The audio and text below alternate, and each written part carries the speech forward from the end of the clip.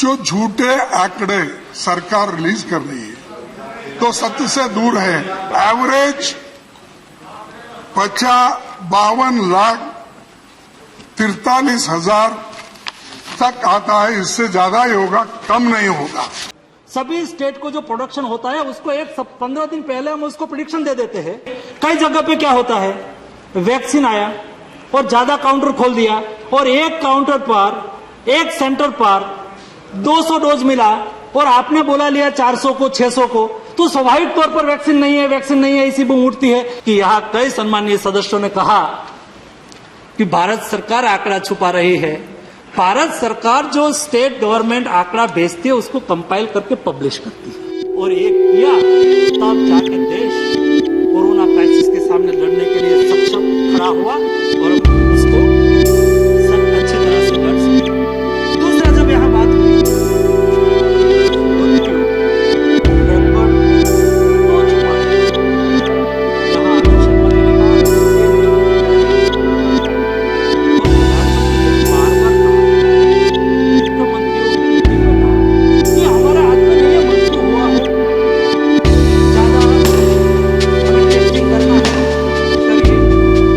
जब मैं सदन में अपनी बात रख रहा हूं तो कोरोना की दूसरी लहर की बहुत सी तस्वीरें मेरे सामने घूम रहे हैं और मैं वो तस्वीरें भी लाया हूं।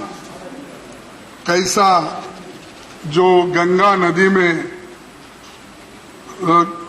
जिनके जान गए हैं, जो जिनको कहीं पर जगह नहीं मिला दफनाने के लिए या जलाने के लिए, वो नदी में फेंके गए, ये उनके फोटो है। मैं आपको ये पेश कर रहा हूं। सरकार हमेशा एक्सपर्ट्स है कि एडवर्टाइज देने में और लोगों को दिखाने में, अपनी बात बार बार बोलने में वो उसमें बहुत माहिर है। सरकार कोरोना से 4 लाख से अधिक मौतों की बात बनाती है कि इस देश में 6,38,365 विलेजेस हैं, छोटे मोटे हेमलेट्स को छोड़ के 6,38,565। अगर किसी गांव में 5 आदमी भी अगर जिसकी कोविड की वजह से जान गई हो तो 31,91,825 होती है। जो झूठे आंकड़े सरकार रिलीज कर रही है तो सत्य से दूर है, वो कर रही है।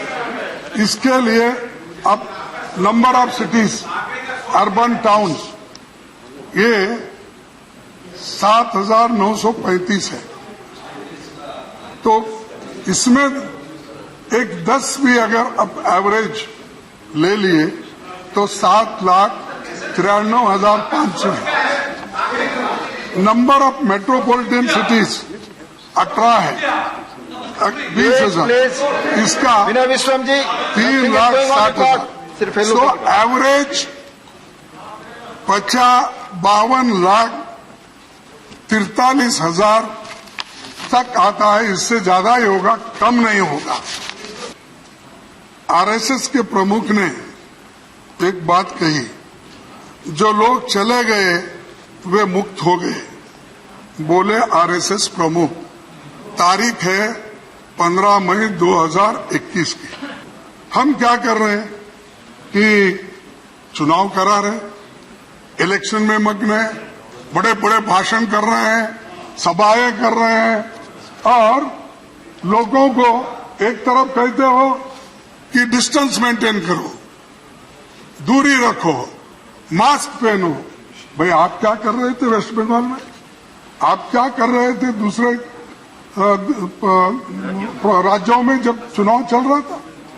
आप खुद जाकर उस जिस रूल्स को आपने बनाया, उस रूल्स को तोड़ने का अगर क्रेडिट किसको देना है तो इस सरकार को देना है। आपने कहा कि वैक्सीन हम दिसंबर के अंदर सभी लोगों को देने वाले, लेकिन आज की हालत है 2 डोज किनको दिए हैं सिर्फ 5% लोग हैं, 5.33। मैं आपसे पूछना चाहता हूं कि आपने उनका भरोसा क्यों तोड़ा? प्रधानमंत्री जी, आप समस्या सुलझाने में विफल रहे और स्वास्थ्य मंत्री को बलि का बकरा बनाकर ड्रॉप कर दिए। चर्चा प्रारंभ हुई तब से मैंने देखा शुरुआत से ही उसमें जो कुछ फायदा हुआ है, कुछ अच्छा हुआ है तो हमारे मुख्यमंत्री ने किया, हमारे राज्य ने किया, और कुछ अच्छा नहीं हुआ या तो अपेक्षा के अनुसार नहीं हुआ तो ये मोदी जी की कमी, कोई दिक्कत नहीं। अच्छा किया है जिन्होंने, जिस मुख्यमंत्रियों ने या जिस राज्य सरकार ने, मैंने मोदी जी ने भी सराहा है। प्रधानमंत्रियों की मीटिंग में भी मोदी जी ने, जिस मुख्यमंत्री ने अच्छे इनिशिएटिव लिए उसकी सराहना भी की है और होने भी चाहिए। सरकार एक चपरासी से लेके हमारे लास्ट एम्प्लॉइज, गवर्नमेंट एम्प्लॉइज से लेके प्रधानमंत्री तक सब मिलकर एक सरकार होती है। मोदी जी ने कहा है जब से पेंडेमिक प्रारंभ हुआ तब से आज तक हमारे सरकार के सभी साथियों ने कहा है, सार्वजनिक तौर पर भी कहा है कि ये क्राइसिस ए पॉलिटिक्स का रीजन नहीं बननी चाहिए। साथ में मिलकर तय करें कि हम देश में तीसरी वेव नहीं आने दे। हमारा संकल्प, मोदी जी का मार्गदर्शन हमें तीसरी वेव से बचा सकता है, हमें संकल्प करना है। प्रधानमंत्री जी ने ये बात को स्वीकारते हुए 20 बार राज्यों से बातचीत की है, मीटिंग की है, उसका सुझाव लिया है और सुझाव के आधार पर जो निकला है इस तरह से एक क्राइसिस का सामना किया है। मोदी जी ने कहा कोई भी राज्य इंपोर्ट करना चाहे तो हमें कोई एतराज नहीं है।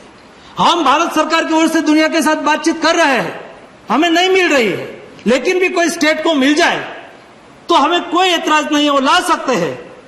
कई राज्यों ने ग्लोबल टेंडर निकाला लेकिन कोई कंपनी यहां एक्सपोर्ट करने के लिए, इंडिया को देने के लिए आगे नहीं आई। कई स्टेट के पास आज 10 लाख वैक्सीन पड़ा है, मेरे पास यहां आंकड़ा है, मैं स्टेट का नाम देके नहीं बोलना चाहता। कई स्टेट के पास 15 लाख पड़ा है और ये स्टेट के रिप्रेजेंटेटिव यहां मुझे ऐसा कह रहे हैं कि वैक्सीनेशन स्पीड से करो।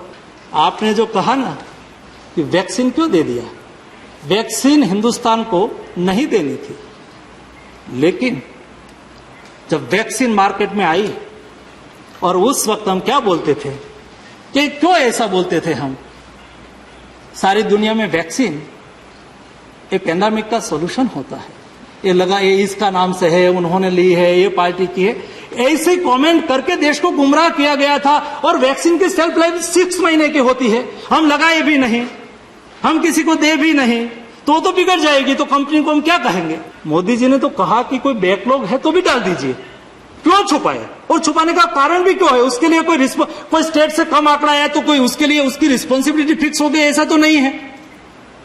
ये जिम्मेवारी का विषय है। लेकिन भी मैंने देखा कि यहां कई सम्मानीय सदस्यों ने कहा कि भारत सरकार आंकड़ा छुपा रही है। भारत सरकार जो स्टेट गवर्नमेंट आंकड़ा भेजती है उसको कंपाइल करके पब्लिश करती है। भारत सरकार का काम होता है उसको पब्लिश करने का, उसके अलावा हमारा कोई काम नहीं होता है। ना ही भारत सरकार ने किसी को कहा है दुनिया की वैक्सीन तो $10 की होगी, $12 की होगी, ये $2 वाली है। और जैसा इंडिया में प्रोडक्शन रैंप अप होगा और हिंदुस्तान में एक्सेस होगा ना वैक्सीन, तब वही वैक्सीन बिकने वाली है, क्योंकि दुनिया के लिए वो सस्ती होने वाली है। दुनिया की वैक्सीन महंगी है, 11 से 12 करोड़ के बीच में हमें देते रहेंगे। वैसा ही भारत बायोटेक आज जो वैक्सीन, मैंने कहा उपलब्धता के आधार पर, हमने कभी ऐसा नहीं कहा कौन स्टेट किसकी सरकार वहां चल रही है और उसको कम देना वैक्सीन, उसको ज्यादा देना, ऐसा नहीं किया। हमने वहां के पॉपुलेशन के प्रोरेटा के आधार पर सभी स्टेट को जो प्रोडक्शन होता है उसको 15 दिन पहले हम उसको प्रेडिक्शन दे देते हैं कि आपको इतना वैक्सीन मिलना है और आप उसको प्लान करिए। प्लान करना स्टेट की जिम्मेवारी बन जाती है, कितना उसको काउंटर खोलना है, हमने बोल दिया कि इतना मिलेंगे। कई जगह पे क्या होता है, वैक्सीन आया और ज्यादा काउंटर खोल दिया और एक काउंटर पर, एक सेंटर पर 200 डोज मिला और आपने बोला लिया 400 को, 600 को, तो स्वाभाविक तौर पर वैक्सीन नहीं है इसी बूम उठती है। आज हिंदुस्तान, ये तो सही है, दुनिया में सबसे ज्यादा वैक्सीनेशन करने वाला देश बना है। देश बड़ा है, ये भी बात सही है कि परसेंटेज में हम देखें तो कम है। इंडिया ने लगाया है आज सुबह तक 41 करोड़ 20 लाख। यूनाइटेड स्टेट ने लगाया है 33 करोड़ 33 करोड़ 80 लाख। ब्राजील ने लगाया है, मैं वही बोल रहा हूं अब्रो जी, मैं वही बोल रहा हूं कि ये टीका की उपलब्धता, दूसरा देश की आबादी। यहां आबादी कम है लेकिन वो संसाधन तो उसके पास ज्यादा है ना, मशीनरी तो उसके, वो डेवलप्ड कंट्री माने जाते हैं ना, तो ये लोग भी कितना लगा सके हैं। Germany 8 crore 60 lakh, United kingdom 8 crore 30 lakh, Japan 7 crore, France 6 crore 3 lakh और टर्की 6 करोड़। हमने देश दुनिया में हमने 10,000 मैट्रिक टन ऑक्सीजन ट्रांसपोर्ट करने की व्यवस्था की। ये छोटी बात नहीं है कि अभी बहुत कुछ करने की आवश्यकता थी और हमें बहुत कुछ करना है अगले दिनों में। भारत सरकार ने 1573 प्लांट हम लोगों ने लगाने के लिए कार्यक्रम बनाया। उसमें से 316 प्लांट आज के दिन में कमीशन हो गया है। हमने 23,000 करोड़ का package, Covid management response package declare किया। ये पैकेज में क्या क्या कंपोनेंट है? पेडियाट्रिक बेड बनाना है, अभी डिस्ट्रिक्ट हमारे हॉस्पिटल में पेडियाट्रिक के लिए अलग से वार्ड बनाना, उसके लिए आईसीयू वार्ड बनाना, उसके लिए वेंटिलेटर का प्रबंध करना। हर डिस्ट्रिक्ट पर कोई भी जगह पे मेडिसिन की क्राइसिस ना हो, दिक्कत ना रहे, इसलिए डिस्ट्रिक्ट लेवल पर वो बफर स्टॉक रखे, उसकी व्यवस्था उसमें की गई है। सभी डिस्ट्रिक्ट को उसके लिए पैसा दिया जाएगा। 2,44,000 बेड बनाया जाएगा। हर ब्लॉक में एक एम्बुलेंस अभी से ले लेना है 9 महीने तक। 9 महीने में 23,000 करोड़ रुपीस का खर्च करना है और एम्बुलेंस आपके तैयार ही रहे, शायद आवश्यकता हो तो उसका उपयोग करें। Paediatric state of excellence centre her state में एक एक बनाने के लिए भी उसमें प्रावधान किया है। ऐसे कोई ऐसी महामारी आगे बढ़ जाए और बच्चों में आ जाए तो उसको स्टेट लेवल से डिस्ट्रिक्ट हॉस्पिटल तक और नीचे लेवल तक अच्छी तरह से उसकी ट्रीटमेंट प्रोटोकॉल, उसके संदर्भ में उसको इंफॉर्मेशन मिले। सभी स्टेट को बोला गया है कि आप स्टेट का प्लान बना के हमें भेजिए, क्या क्या आपको करना है वो भी उसको एडवाइजरी दी गई है और उसके आधार पर वो हमें प्लान भेज देंगे और हम तुरंत ही पैसा स्टेट के अकाउंट में जमा करवा देंगे, जैसे कि अगले दिनों की हम अच्छी तरह से तैयारी कर सके।